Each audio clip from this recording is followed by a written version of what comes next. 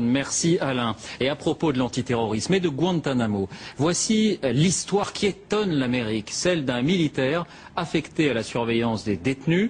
Il a été converti à l'islam par les prisonniers qu'il avait pour mission de garder.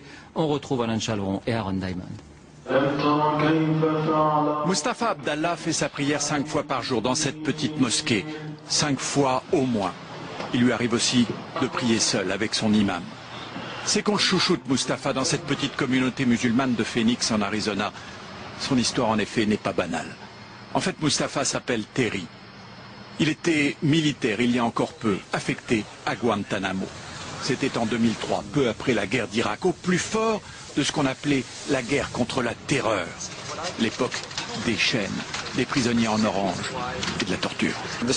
Les positions de stress, la musique à fond, les lumières stroboscopiques aveuglantes, l'eau glacée, des cellules avec des températures de 5-6 degrés et pire encore, c'était la règle pour les interrogatoires.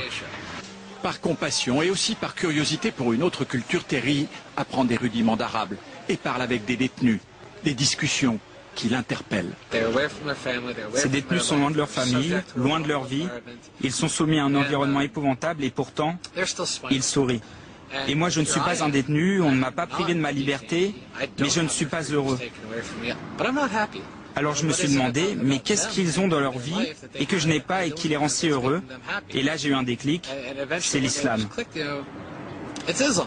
Une nuit de décembre 2003, après une longue discussion avec le détenu 590, un Marocain surnommé le Général, Terry fait le grand saut.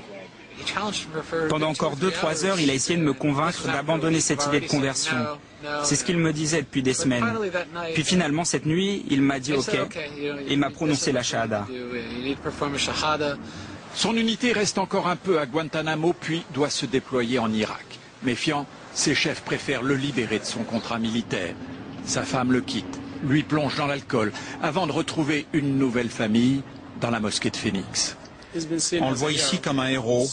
Tout le monde le respecte, tout le monde l'admire pour avoir fait ce choix difficile, d'avoir choisi ce défi. Car pour le public américain, il est un traître, un ennemi. Mais lui tient bon et il se fiche du « qu'en dira-t-on ». Le djihad, la violence, l'intolérance de certains musulmans, Terry Mustapha les balaie d'une pirouette. Nous sommes un pays très peu éduqué. Nous ne savons que très peu de choses sur l'Orient et sur l'islam. Nous ne savons que ce que nous dit la presse et chacun sait qu'on ne peut pas croire ce que les médias disent en Amérique. L'ancien garde de Guantanamo a retrouvé un semblant d'équilibre dans sa nouvelle communauté, convaincu quant à lui qu'on peut être à la fois un bon Américain et un bon musulman.